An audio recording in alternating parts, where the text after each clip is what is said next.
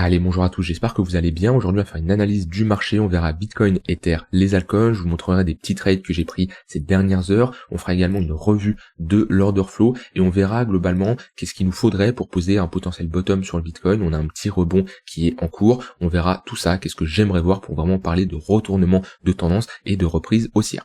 Avant que je commence l'analyse, je tiens à vous rappeler, il vous reste maintenant 4 jours pour profiter des 200 € offerts sur le programme Crypto Investor. Crypto Investor, c'est un programme qui va te permettre d'investir de manière professionnelle dans les cryptos, et au vu du contexte de marché, c'est le meilleur moment de développer des compétences solides. C'est souvent là où on rééquilibre son portefeuille, on vend certaines cryptos pour en racheter d'autres, on rebalance professionnellement son portefeuille, et c'est souvent là où il faut faire les meilleurs choix entre les cryptos à choisir, et tout ça je te l'enseigne dans le programme Crypto Investor. Tu auras la possibilité de choisir les meilleurs cryptos à travers 3 piliers: l'analyse fondamentale, l'analyse de la tokenomics et l'analyse technique. Ça va te permettre de choisir les meilleurs cryptos au bon moment.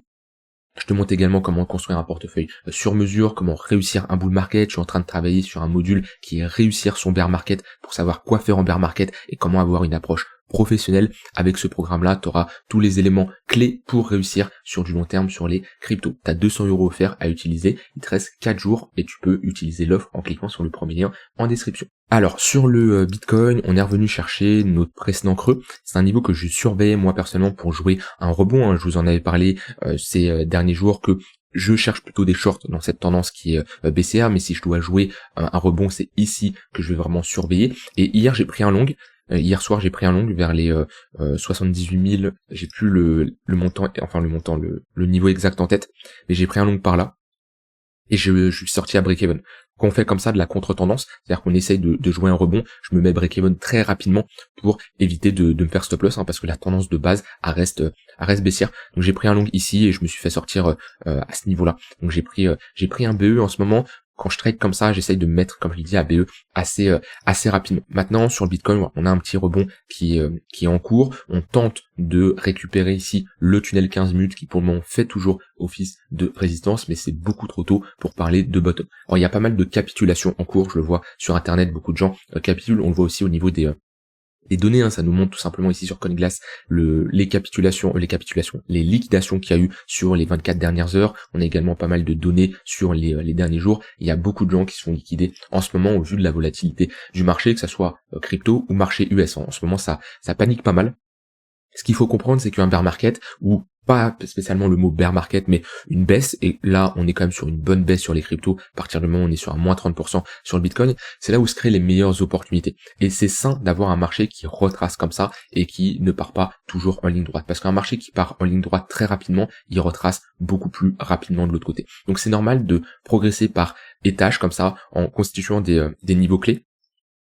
Peut-être que ça sera un futur niveau clé, on n'en sait rien, mais moi je trouve que c'est beaucoup plus intéressant de progresser doucement mais sûrement, et ces phases de retracement, c'est tout simplement des opportunités pour se positionner sur du long terme. Maintenant, ne pas se positionner n'importe comment. Je vois quand tout le monde criait bullish 200 000 $, c'est là où en général il faut prendre des profits. Quand les gens commencent à parler de bear market, qui commencent à paniquer, ça peut être intéressant de re-rentrer en position. Et moi j'ai commencé à re-rentrer légèrement en position sur Bitcoin et Ether sur les 2 derniers jours. Là on m'a exécuté certains ordres sur le Bitcoin, 78, 79 000 $, voire même un ordre à 77. J'ai des ordres là ici en mode épuisé comme je vous l'avais dit, parce que ça m'intéresse ici de re-rentrer légèrement en position. Maintenant, c'est beaucoup trop tôt pour parler de bottom de marché.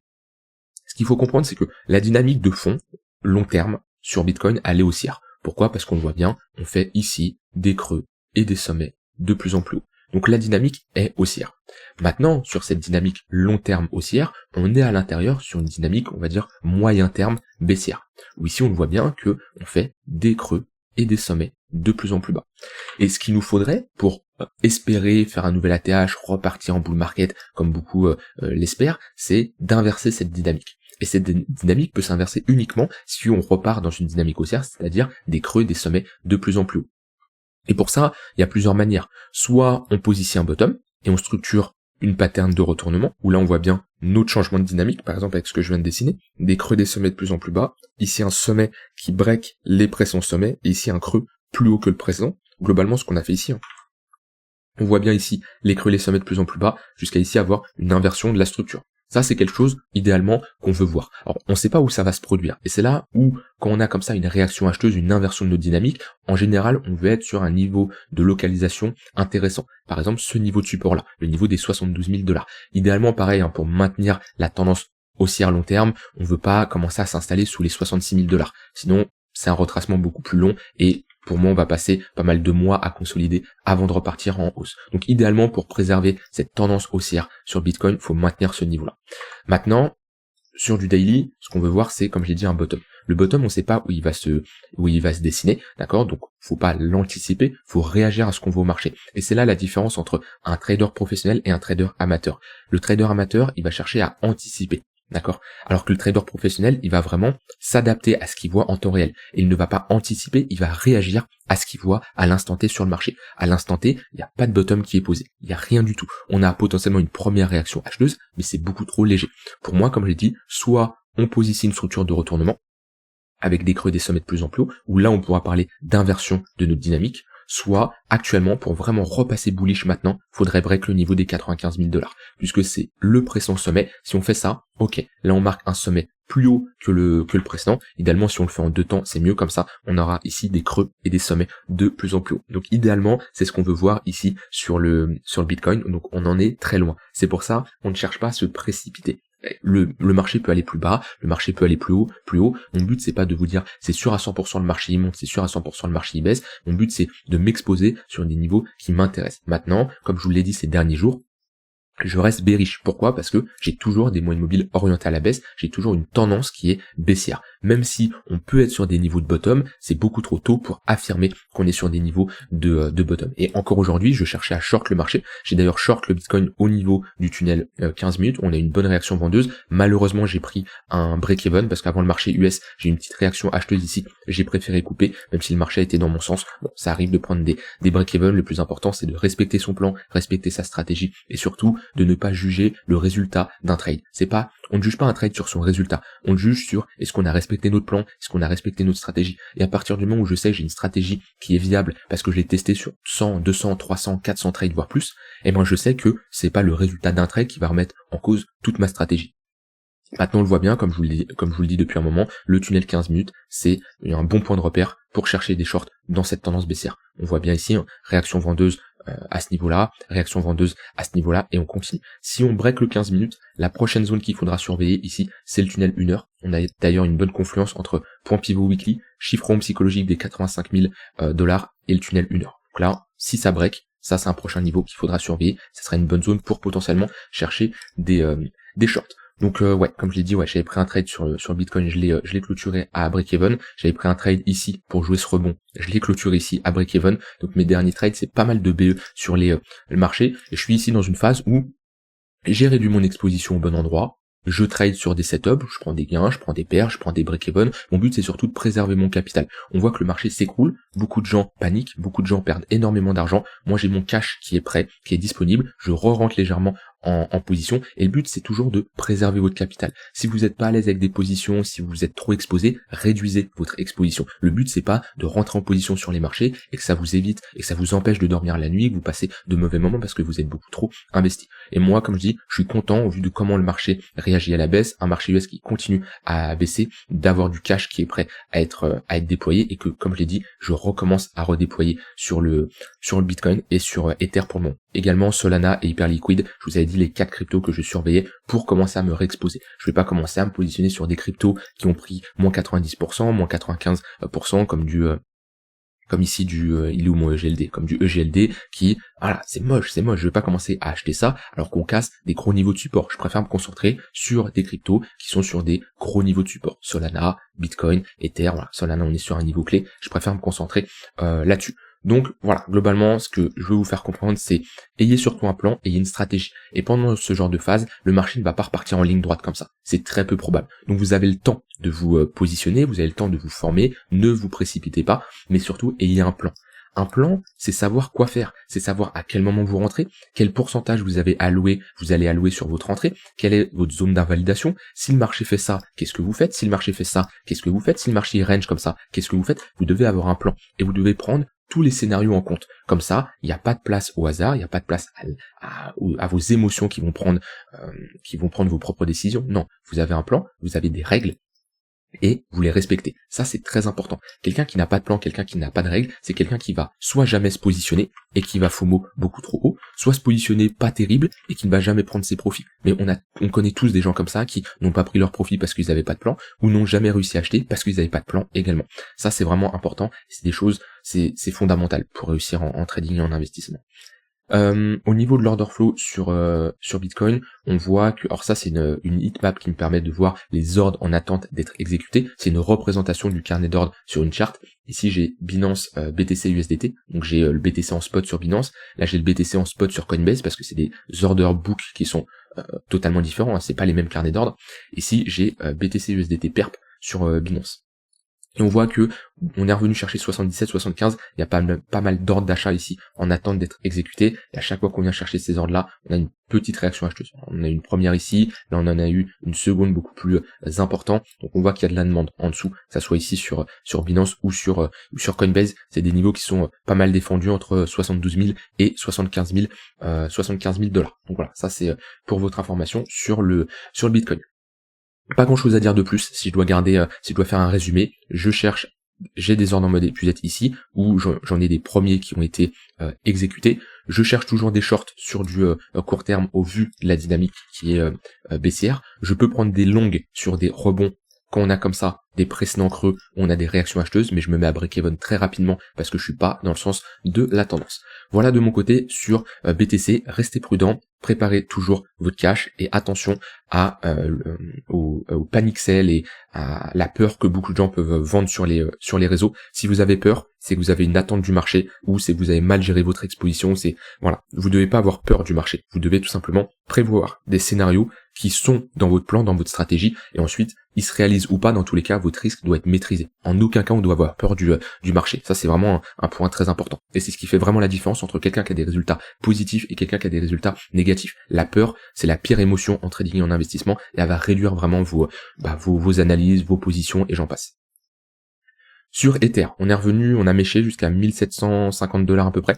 Pareil, j'ai des ordres en mode épuisette qui sont exécutés, 1750, 1760. En fait, je répartis pas mal d'ordres tous les 20 $ sur Ether de 1009 à 1006. Donc là, j'ai pas mal d'ordres qui sont exécutés pareil parce que j'estime que c'est un niveau intéressant. Maintenant, la même logique que Bitcoin, on revient chercher des niveaux de support.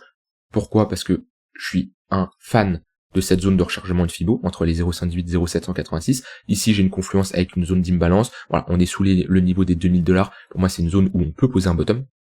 Et pareil, c'est pas quand le marché est vertical qu'on FOMO, c'est pas qu'on est à 4000 $ ou pendant longtemps, je l'ai répété, Ether, on est sur un niveau clé, c'est pas le moment d'acheter, et quand on était à 4000 $, tout le monde était bullish, quand on revenait à chercher les 2500 $, 2000 $, tout le monde était bearish, et la majorité des gens, c'est toujours pareil. Sur résistance, c'est les gens les plus bullish, ça y est, to the moon, et quand on arrive sur support, oui, c'est la fin. Et quand tu leur dis sur résistance, c'est pas le moment de rentrer en position, on commence à t'insulter en disant non, tu dis de la merde, ça va casser, on va aller faire la TH. Non, moi c'est simple. Une résistance, ça se short, ou alors je ne fais rien, mais dans tous les cas, je ne vais pas long ici une résistance. Je trace mon Fibo, et niveau des 0,118, c'est toujours un niveau intéressant pour se positionner entre les 0,118 et 0,786, et si j'ai un gros écart, en général, je préfère peaufiner, affiner et chercher ici un niveau plus pertinent. Là, j'ai une zone d'imbalance où on voit que on a eu pour le moment une première réaction acheteuse. Maintenant, le marché ne va pas repartir to the moon, il va sûrement consolider, peut-être réintégrer, faire quelque chose comme ça, c'est tout à fait possible, je n'en sais rien. En tout cas, pour le moment, on revient chercher des niveaux de support long terme intéressants, mais on n'a pas de bottom encore qui est défini. Pareil sur Ether, si on veut un bottom, c'est une pattern de retournement, c'est une réaction acheteuse, c'est des creux des sommets de plus en plus haut. Là actuellement, il faudrait idéalement, si on réintègre les 2300, 2400 $, ça peut être un premier signal intéressant pour avoir ici une déviation réintégration, parce qu'on a un gros range globalement à ce niveau-là. Et si on le réintègre, globalement 2200 vers les 2200 $, si on a de l'acceptation dessus, ça serait pas mal. On aurait ici une déviation réintégration. Pour le moment, on est juste sur le break par le bas de ce range-là. Là, on voit qu'on a une bonne clôture weekly qui nous confirme le break de ce niveau-là. On a une tentative de réintégration ici, une petite mèche. On voit qu'on a un rejet. Si on commence à accepter sous ce niveau-là, on aura vraiment une confirmation du break de ce range par le bas. Si je mets des moyennes mobiles, pareil, sur Ether, on cherche des shorts. Les moyennes mobiles sont orientées à la baisse, s'ils veulent bien s'afficher. Alors on m'a demandé c'est quoi ton indicateur. En fait, il faut savoir que c'est 3 moyennes mobiles sur différentes unités de temps qui forment un tunnel, un ruban. Ici j'ai un tunnel daily, là j'ai un tunnel 3 jours, là j'ai un tunnel 4 heures, un tunnel 1 heure et un tunnel 15 minutes.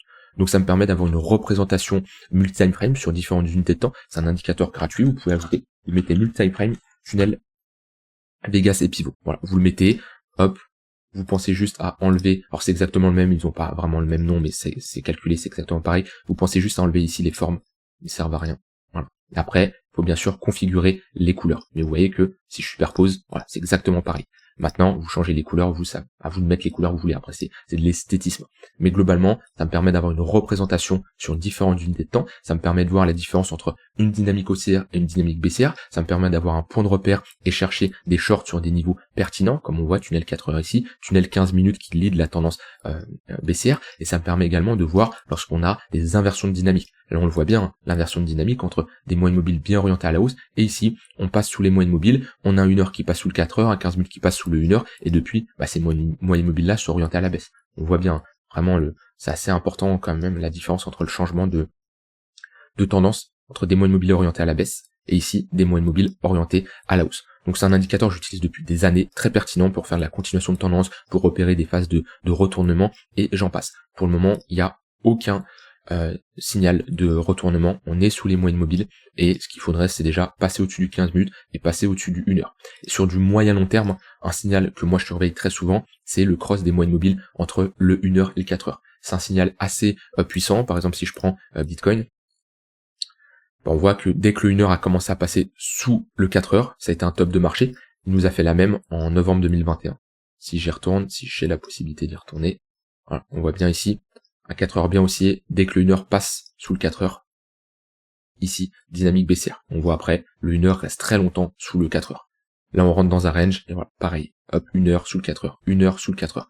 Et dès qu'on a vraiment un 1 heure qui accepte et qui passe au-dessus du 4 heures, là, on a une bonne tendance qui est haussière. Donc, moi, ça me permet d'avoir une bonne représentation, et j'ai pas besoin d'avoir 1000 indicateurs sur ma charte.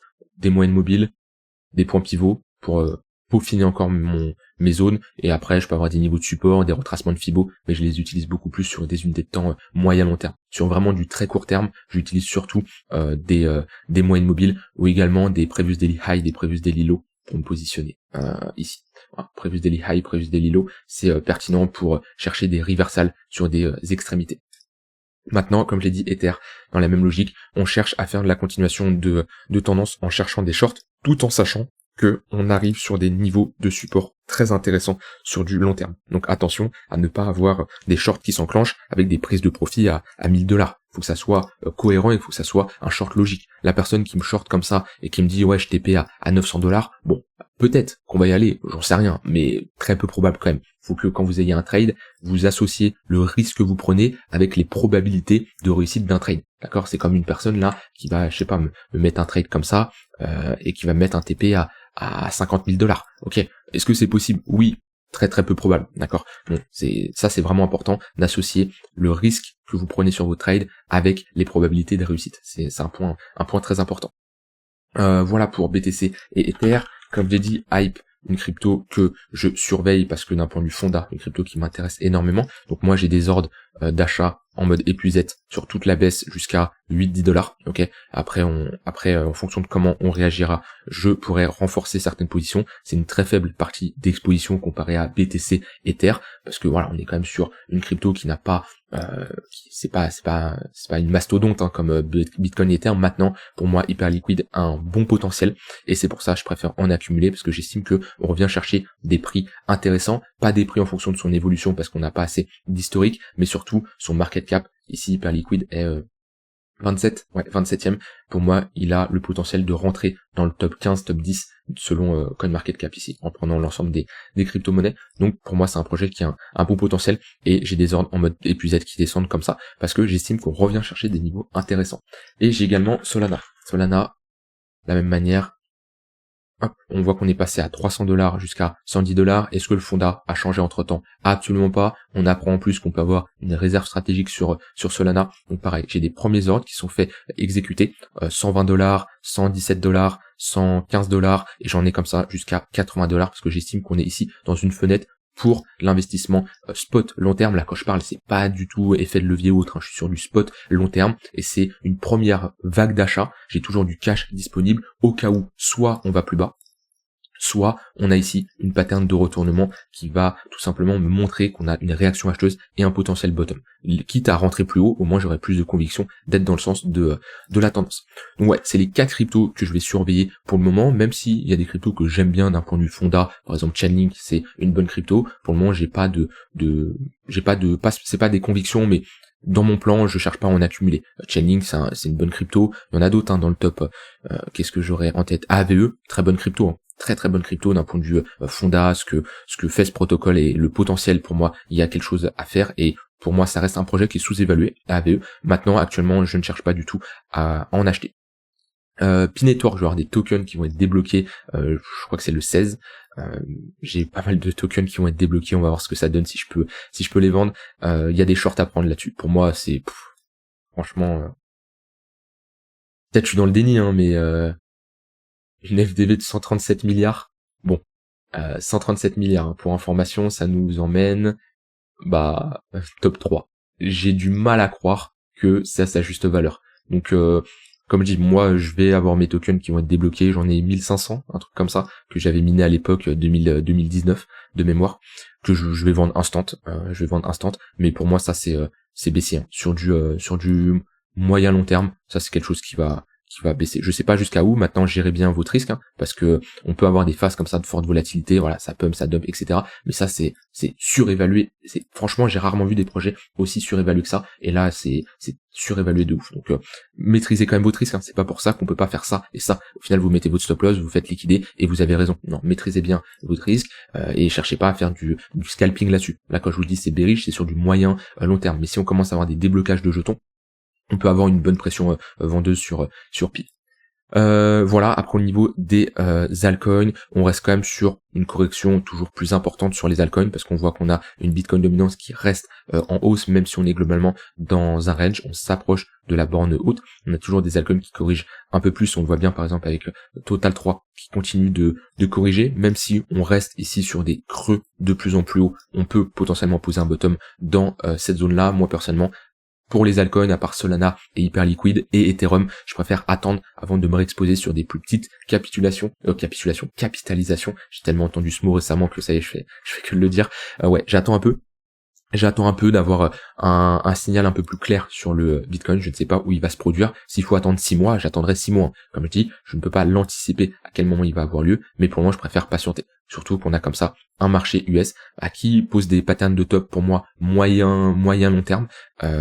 Sur le S&P, c'est pas terrible ce qu'on fait. On est en train de travailler ici un niveau assez important au niveau du tunnel daily. Donc ouais, si on commence à s'installer en dessous ce niveau-là, on pourrait s'attendre à un retracement beaucoup plus important. Au niveau des 0,382 ici, voire le précédent ATH. Là, on serait sur un retracement plus important. En général, surveillez les moins 20%. Moins 20% sur la finance traditionnelle, celle où tout le monde crie au bear market. C'est souvent là où on pose des bottoms.